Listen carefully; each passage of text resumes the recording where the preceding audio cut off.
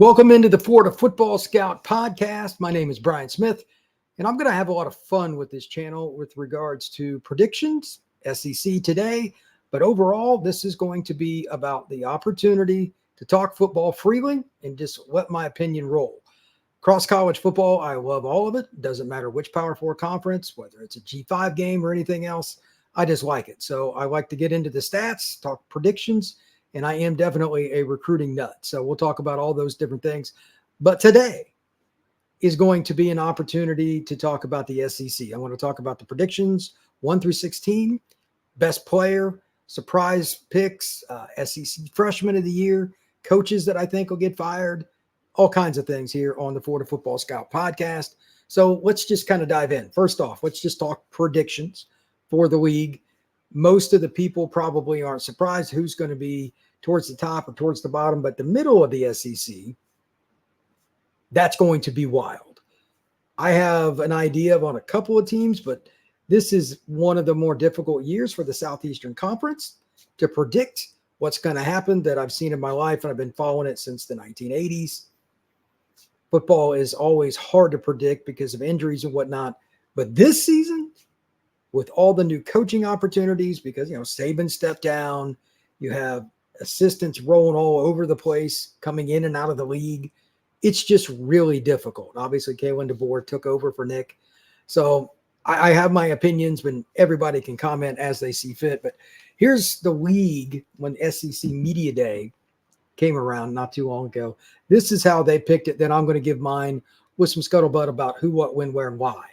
Georgia, Texas, Bama, Ole Miss, LSU, and Missouri. That's your top 6. 7 through 9 is Tennessee, Oklahoma, and A&M. 10 through 12 would be Auburn, Kentucky, and Florida. The bottom 4, I think just about everybody's going to pick it this way. South Carolina, Arkansas, Mississippi State, and Vanderbilt. In some conjunction, it's going to be those bottom 4. For me, and I'm just going to go through and I'm going to give a little bit of why. And again, fire away if you agree. Fire away if you do not agree. This is just my opinion. Take it for what it's worth. But from some of the inside info I've gotten, or just opinion, maybe a combination of both, I have Georgia at 1. I think they're going to win the national title and go undefeated just straight up right off the bat. 2, I got Texas. I think the only game that Texas will lose is to the University of Georgia, and they might actually play again in the title game. So that's something interesting. Ole Miss, and then Bama. I think that's kind of your top tier. I've got Ole Miss and Bama, and I didn't go much further on what I thought the records would be. But 10-2 each. I could see Ole Miss 9-3 or Alabama 9-3. They play tough schedules, but that's what I have right now. I'm not a big fan of picking a whole bunch of upsets in the SEC right off the bat, but there have been a few injuries and whatnot, so that could happen. It would be cool if Ole Miss could somehow make it to the SEC title game. Those fans would love it. It'd be good for college football just to have all the tweets, comments, and otherwise just video in general of Lane Kiffin going to Atlanta. But it's not out of the question. So they got Georgia coming to them later in the season. Bama is arguably the most difficult team in that top tier for me to predict. Why? It's pretty simple. If you look at their quarterback room, and you think about DeBoer and what he ran just this past year at Washington, it gets very, very clouding because he has history where he's run his quarterbacks quite a bit. And you look at Milroe, you say, oh, that'd work well. Technically, yes. But he fancies himself as more of a pocket guy, doesn't want to take a bunch of hits. Not that I blame him. And I don't know if he's going to buy into that. Does somebody else at least get part of the reps? I mean, they got good quarterbacks across the board. Ty Simpson, redshirt sophomore, Dylan Ronnergan, and Austin Mack, the kid that transferred from the University of Washington to Alabama. He's a redshirt freshman. He's out of the state of California. All 4 of those guys have the arm strength, have certain intangibles. But which guy will pick up DeBoer's system, or will he, at least for year 1, depending, again, if Milroe will run more, would they shift it that way and it wouldn't be as big a deal? I don't know. That's not an easy thing to discuss, but it's possible. We'll see. Milroe is certainly a very physically gifted kid. I've seen him play live, and when you walk by that kid on a sideline, that's a human being that's put together. But it's about post-snap reads, not making mistakes and probably running a little bit more for Alabama to get into the top and maybe beat a Georgia, maybe beat Ole Miss, whatever the case may be in the SEC title game. Maybe it's Texas. I don't know. All of those teams could certainly make it. But Alabama, to me, is the most intriguing team in the SEC this year because the quarterback position is just not certain. It's really not. And you got a new head coach. He's replacing Saban. That only happens once 100 years you see a coach like that replaced by a guy that just went to a national title game with a team that, quite honestly, doesn't normally achieve that standard. Alabama, obviously, it's a whole other ball of wax, and they almost played Washington in that game. So here's how I look at it. If Bama's defense, they're loaded, can come in, play good, and Milroe can do some things, maybe I've underrated them at 10-2. But out of those teams, I think they're the most interesting. Real quick on Texas, I need to see Quinn Ewers play the whole year healthy. I know that Manning is waiting in the wings, but you only get so many number one reps. And that's the one thing that gives me pause about them being 11-1 in my prediction. How many reps is he going to get? How much, Isaiah Vaughn transferred, ironically, from Alabama. How much are all these teams that have new quarterbacks, how much do they get together and figure it out in the offseason, through fall camp, etc., to get on the same page? All these teams now throw it around. There is no team that's just a power run team like the last year for that was 2017 Bama. They had one guy, Calvin Ridley, with over 60 catches. No other player had 20. I saw that stat today. That's crazy. You would never come close to winning a national title with that now, Bama or otherwise. 5, 6, 7, and 8 are all kind of together. Depends on where you want to rate A&M. I got them 8th, but Missouri, LSU, Tennessee, I've got next. I think A&M's kind of right there. Depends, but it's the first year. I like Elko a lot, but this could be a 6-6 team too, or it could be a 10-2 team. He's a really good football coach, but does Connor Wegman stay healthy, etc.? So I'm not sure where they finish in that group. I'm really uncertain on A&M, and they play Notre Dame right off the bat. We'll see. But just for the SEC part of this, if you look at it, now Missouri is the hunted, not the hunter. That's a big question mark. LSU, for the love of mankind, will you cover somebody this year? I watched y'all spring game, and that was horrific. You didn't even cover each other, and you know each other's plays. Not a good sign. I know they got receivers still like Kyron Lacey, but that was awful. Next, Tennessee. I'm all in on Nico. I don't know how you can't be with all that we've heard, and I've seen him live in high school and watched enough. I saw him kick the bejesus out of Iowa, but I think he's a good enough player where Nico Iamaleava, I think I pronounced that right, or at least close. He's got the capability of having at least one game, don't you think, where he's on against a quality team and they upset somebody. That's Tennessee might be my upset special in both directions. Nico, he may have a 350 game with 4 touchdowns and a rushing score against, Georgia or something, and at least get him into a playoff kind of situation where they're going to overtime and he goes 2 or 3 overtimes. I could see that, but then I could also see him, some team figures out something that he's not good at, and he goes for 1 touchdown and 3 picks. Remember, he's a sophomore. Nico is only a sophomore. That's not easy. They're asking a lot of him, but that offense is a lot of pre-snap figuring it out, and they run the ball well. They were somewhere around number 10 in the nation last year, so Tennessee's pretty interesting. A&M, if they do win the game against Notre Dame, or if they don't, Elko is going to be a good coach. They're going to figure this out, but their offensive line I'm a little concerned about. Wegman needs to stay healthy. They lost Evan Stewart to Oregon. All those things are iffy. We'll see, but their schedule isn't like unbelievably difficult. It's not easy. They got Texas back on the schedule. By the way, it's the last game of the year. Really looking forward to that because the rivalry between those two schools, in many ways, the hatred is real. So I'm curious to see how that plays out. Maybe they knock off the Longhorns. The next school is one that I think is a year away, and that's Auburn. Cam Coleman, I'll go ahead and tell you the hype is real, and their entire receiving corps is real. I've seen them this fall at Auburn practice. They're really good, but I also think they're a year away because I still think the chemistry at the receiver, kind of like I was talking with some of the teams earlier on the list, is not going to be as good. And it's just reps. I mean, they got 2 of their freshmen that are pretty darn good players. They didn't roll till the summer. One of them, Perry Thompson, one of the top recruits in the country. Cam Coleman did get in the spring, and so did Bryce Kane. They're going to play a lot.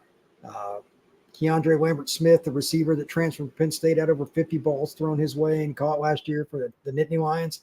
He should be a factor. I think Peyton Thorne will be better. The offensive line will definitely be better. And I also think that Jarquez Hunter will be a dude. He was actually preseason first team by the coach or by the media at SEC Media Days. And good for him. Jarquez is a little underrated. I know Hugh Freeze is very high on him. I'm curious. Auburn kind of like A&M, even though it's just year 2. There's some folks in Auburn like, hey, we could be this year's really surprise team. Their schedule's not easy, and I still need to see it. I think they're in between, but they're going to have some moments. They might lose to Cal and take Alabama down to the wire and maybe even beat them at Bryant-Denny. It wouldn't surprise me. By the end of the year, they'll be a totally different team because those young receivers will been through a lot. Like if they played Alabama game 3, I don't think it would go well. But those young receivers mixed in with some of the older guys, and they got arguably the best tight end in the Southeastern Conference, in Rivaldo Fairweather. He's really good. Underrated, doesn't get near enough national attention. He'll play on Sundays. That combination with big Percy Lewis now left tackle and stuff, they're going to be the flying ointment for somebody. I just don't know who it is, but I think they're going to be somewhere around 9th, 10th in the league. Good football team, though. Kentucky, Florida, those two teams, like, they're very similar. They'll make great play and then just take the life out of you with the next play. That's kind of Florida in general under Napier. But, I mean, look, Stoops is a good football coach, but they just haven't been good enough on offense. Brock Vandergrift transfers from Georgia. He was a big-time recruit and never got it done at Georgia. Maybe it works out for him in Lexington, Kentucky. I think they're 10th, 11th, somewhere around there. Same deal with Florida. And then you've got the bottom. I'm just going to be honest. I think it is going to be horrific. I think Beamer and company are going to bottom out. I don't trust them. Arkansas, Mississippi State, and Vandy, the same thing. I think that's going to be an awful group that are going to get hammered. It's the typical way it is, man. In the SEC, they eat their own. And if you're not one of the top teams, that's okay. But sometimes you're that team at the bottom of the pile that just never gets up. I just don't think those teams are going to be very good.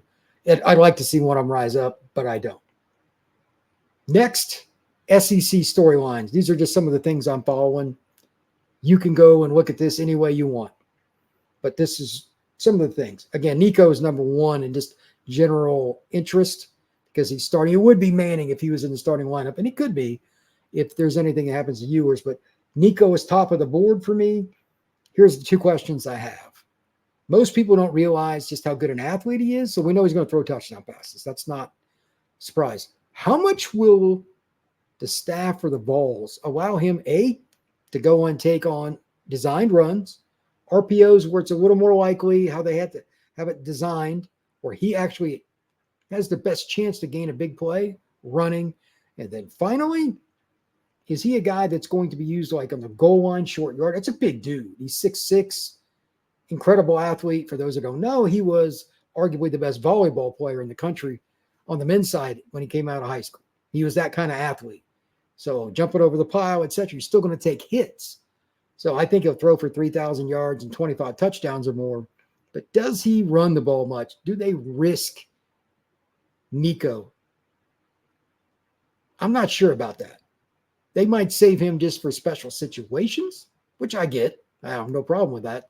If Nico goes down, Iamaleava is not one of those guys that you're going to just replace. The arm strength, the athleticism. You saw it on display against Iowa, but I mean, like, it could be a whole nother level with the spring, another summer, conditioning, weight room. He could be dangerous, as good of any quarterback in the country in the red zone. We'll see, because they do a great offensive coaching staff at the University of Tennessee. Next, it's Milroe and them. I'm just curious, like I talked about, who starts, who plays, do they run more than one quarterback out there? What system or systems do they use? You name it, there's a question for it with Bama. You could put about 5 asterisks next to the Alabama name in the curiosity department. I'd have no problem. Defense going to be good. I know they lost some guys, but they're going to be good. They got arguably as talented an interior O-line in the country, great running backs. They could lead the SEC in rushing. Wouldn't be surprising. But if they're going to beat Georgia or Ole Miss or Texas or LSU, whoever it is, regular season, postseason, SEC title game, whatever, they're going to have to throw the football and have chemistry and consistency. Say that again. Chemistry and consistency. It's just not easy. I mean, I have total faith in DeBoer and his staff. They've proven it. Nobody should doubt them. But year one, install. A lot of great coaches had even sub 500 records that went on to win national titles at a school they took over the job, or they were barely over 500. Jim Tressel, Lou Holtz, whoever you want to go to, Bobby Bowden. There's a million guys over the last 50 years. You're like, oh, he's a great coach. But look when they first got there. It can be hard sometimes. Does Bama have issues if they trip up sometime, let's say in the first 5 games? That's something I'm looking for, and I have no idea. They're a wild card in so many ways. Manning in Texas is interesting because, again, does Quinn Ewers stay healthy? He's been banged up quite a bit in his career. He looks like he's in better shape. He seems healthy. He seems more focused. This is his senior year. This is his chance to be the guy for the Horns. Maybe get him into the playoff. Maybe get him to the point where they can get over the top and at least make it to the Final Four, if not the championship game. They're probably going to be preseason top 4 by every poll there is in the country. Could they do it? And if he does go down, God forbid, is Arch Manning not only ready for it, will his teammates rally around it and make it work? I think they would, but you still have to see it. I kind of feel sorry for Arch in the sense that obviously he's very, very talented, but no matter what he does, it's going to be scrutinized to a degree that maybe it bounces off him and he's like Teflon already, but that's a really tough gig, man. When your dad was a great player and he played with Peyton and he played with Eli growing up, and then, you're always talked about with your 2 uncles because they were the first pick in the draft. Both of them got 2 Super Bowls. There's just nothing else like it. There's only one Arch Manning. And Arch Manning is not a guy that's going away. He seems to be content to wait it out, get his chance to start if it doesn't happen this year, next. But I know Texas fans, and myself included, are really curious to see what he would do if inserted in a major situation. Not mop-up duty, truly an elite situation, down 3, up 3, 4-minute drill, 2-minute drill, whatever. I'd love to see that. Finally, staying in the state of Texas, I'm rooting for this kid because he looked pretty good early last year. The guy that's been banged up kind of like Ewers, and that's A&M's Connor Wegman. Good football player, pretty good runner, can make throws on the run outside the pocket. He's accurate. He's got a good arm. Was a highly ranked young man coming out of high school. But does he have the ability to not only get over the top and help them? Again, this is a first-year coach with Mike Elko. Really, really like his chances. He was there as a DC, went to Duke for a few years. Not easy to win at Duke, but Mike did. And now he's back at a program that he knows well, recruited some of the kids that are there, actually. Can they be consistent without Evan Stewart? They've lost a few guys in the portal, etc. Secondary, I'm not positive on. O-line, I'm not positive on. But they have talent in both areas. Need some guys like Ruben Fathere to be completely ready to go, locked in with the rest of them. Need a little depth. And then finally, they just need to have chemistry. First year, again, it's not easy. Finally, with this, I'm just curious, is there going to be 4 or more teams? I've got 4 at that top tier. Will there be 5? Without looking, without thinking about it too much, just gut instinct, if you went beyond Georgia, Bama, Ole Miss, and Texas, would it be LSU? Would it be Missouri? Would it be Tennessee? I went through it for about an hour on that cycle. Which one of those would be that team? I don't think it's easy to pick, but I also don't think it's easy to discuss really much about the SEC without some pause, because when you're predicting in such a competitive league, that top tier, it's hard to break into it. The middle tier is maybe more difficult discussion, but I'll let somebody else tackle that one. That's like a 2-hour podcast on its own. I'm curious if anybody breaks into that. I'm traditionally apt to say it's LSU, but I have zero faith in them in the secondary. And that's where I come into this. Those were my biggest questions. Here are some of my predictions and some of the fun things that I want to discuss. One, right off the bat, before anybody asks, before anybody brings up this question on the YouTube comments section, yes, I think Napier and Pittman will get fired. Just my hunch. Especially, I feel kind of bad for Napier in the sense, Montreal Johnson, for those of you who don't know, injured his knee in fall camp. He will be back, but he injured his knee. He's probably going to be a little bit out of shape by the time he gets back in the lineup. He's probably going to miss the Miami game in the Swamp on August 31st. That's rough. And you're a run-first downhill team, and your other great running back, Travis Etienne, transferred to Georgia. That's rough, bro. Miami's front seven is nasty. You don't like having freshmen and young players in the backfield pass protecting. Graham Mertz is good. Stat of the day, 72.9% last year for Graham. That is really good. So they need to throw it a little more probably against Miami, but would you trust a freshman and sophomore running back? That's not easy. So I think Florida will struggle a little more than they would like. I think they'll finish the season on a 5-game losing streak. Prove me wrong. Sam Pittman in Arkansas, I just don't think they have enough talent. They've had too many things go wrong. Their quarterback transferred to UCF. I just don't think that train is going to be on the tracks all the way through the season. And it's Arkansas. I don't think anybody should be shocked by that. But, you know, he wanted to retire there. That's his job that he's always wanted. He's a Hog fan growing up. Hopefully Sam turns around, but I don't see it. Next, league MVP. This is easy as it gets. Carson Beck, don't make it complicated. That guy is really good. He threw for almost 4,000 yards last year. Why would you go against it? As a matter of fact, his stat line, 302 of 417, 72.4%, 3,941 yards, 24 scores, and only 6 interceptions.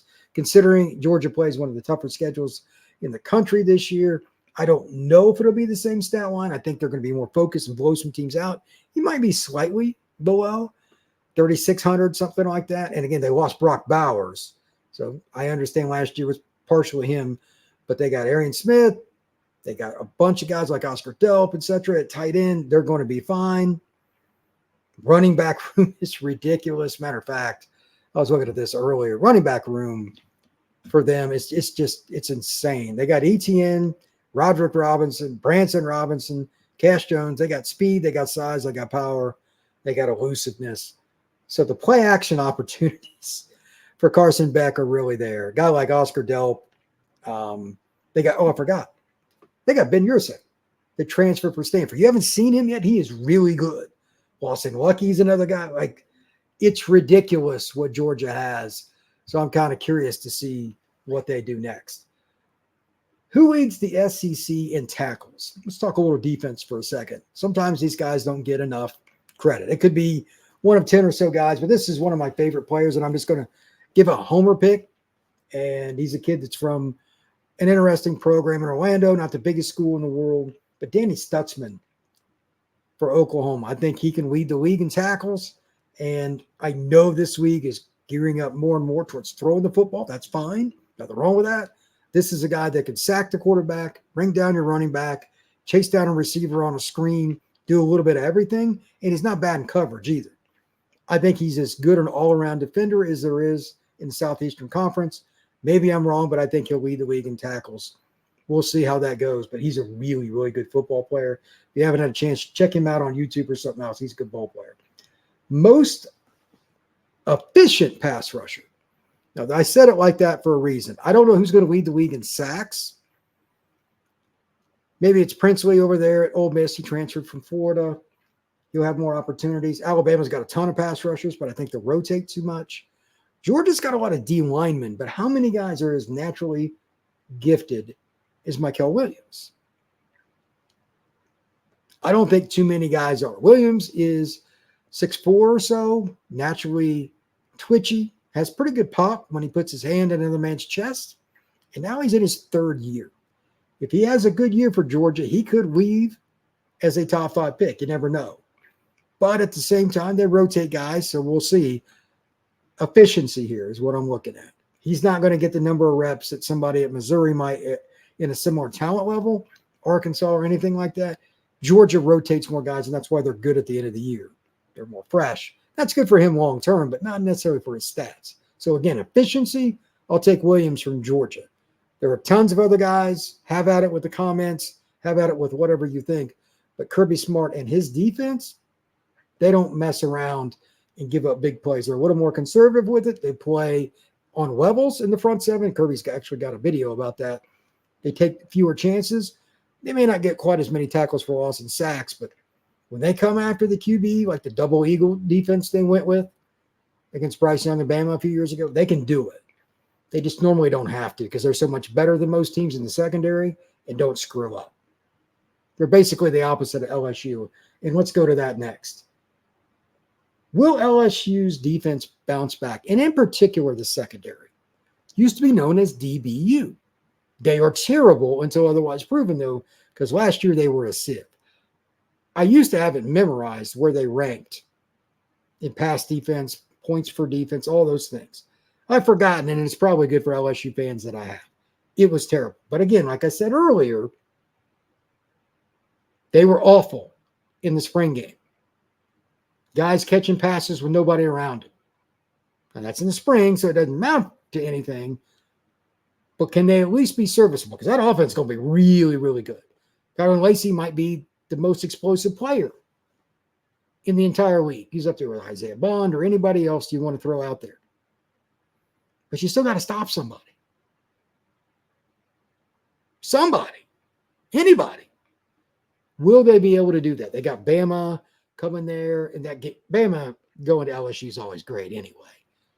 Can they stop Bama's offensive line? They lost both their interior defensive tackles early in the NFL. That's unfortunate, but I don't know if I would trust LSU. They didn't go out and get quite enough in the portal at D tackle. They did get some, but they didn't get an elite guy. And here's the big part. Where's the number one corner? With all the great receivers in the league, plus they play SC and UCLA. Their schedule is no joke. Will they be able to win shootouts when you got to eventually get a stop? They play Ole Miss. They play Bama. Teams like that can score. I need to see it. Like, even though Bama's probably going to be a little more run heavy this year, they're still going to run play action. And Jalen is as good a deep ball thrower as there is in the country. Is there going to be a number one for the LSU Tigers? They need to figure that out in the first couple of games, or they could be 7-5 with a top 10 offense. In this league, that's possible. It shouldn't happen, but it's not out of the realm. You have one or two more injuries on defense? Who knows?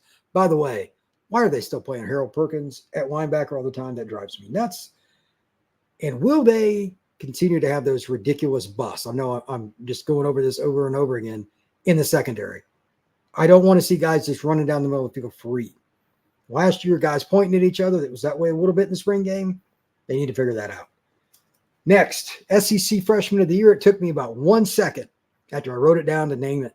That's Cam Coleman, wide receiver, Auburn Tigers. Period. End of story. I have no doubt about it. He's already starting for Auburn. If he does not end up being the starter, I will be shocked. Maybe I'm wrong, but I've been around him enough to know he's a humble kid just as much as he is a talented young man. That matters. He came in and put himself to work. He doesn't complain about anything, goes and does his reps. If he gets coached up, if he gets corrected, he's good with it, moves on to the next rep. 6'4", 200-plus pound guys that run and cut like him and jump like he would be an incredible guy to throw an alley-oop to. You could about throw it over the backboard, you get it. Those guys typically find a way to get open. Again, he's already starting. I know they don't have a great receiver room in the upperclassmen ranks, especially like a big boundary guy like him. But, I mean, just almost immediately he was the guy. I'm telling you, he's going to be a 40-catch or more guy this fall. It could be 60. I don't know. But it's whatever they want to do with him because he has so much athleticism and desire. He wants to be great. That's going to be an NFL top 5 pick after 3 years, barring some kind of injury.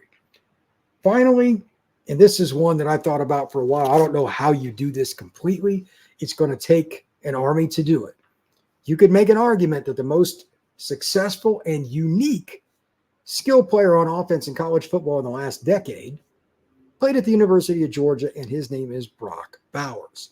They used a tight end on reverses, which brings up another point before I ask the question.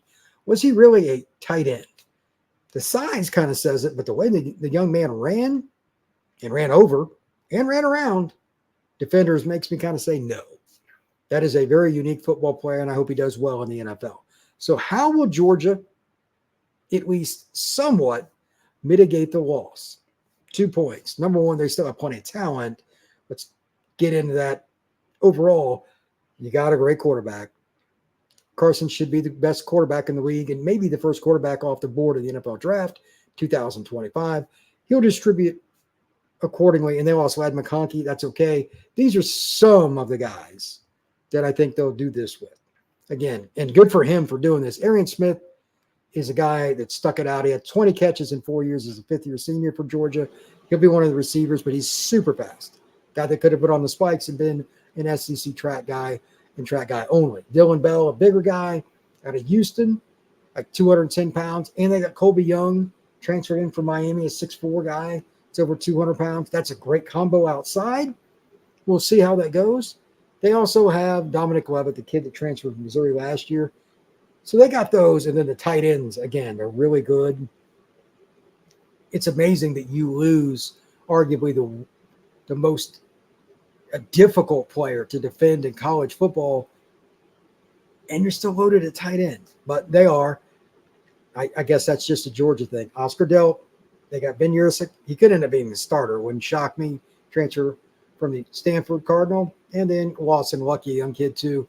They got 3 guys that have NFL potential after losing Brock Bowers. So what a group. And they are going to run the ball more and probably screen a little bit more. They don't have to take as many chances. ETN can catch and run well. I also think that with a guy like Roderick Robinson's big dude, 230, 240, they might have to throw him a few screens just for the entertainment and the YouTube moments, because I'm sure there's going to be some DBs not wanting to get in his way. But I think overall they're going to spread it around, some screens and then some bombs. They got some speed and some size at receiver. But that's all I got today. Thank you very much for checking it out. I'm going to be doing some more podcasts here on the Florida Football Scout podcast in the next few weeks. And kind of get rolling as we go into college football season. Predictions, discuss some injuries. So all those kinds of things coming out across the country. Big 10, Big 12. I'm really actually kind of curious about the Big 12 this year. That's going to be wild.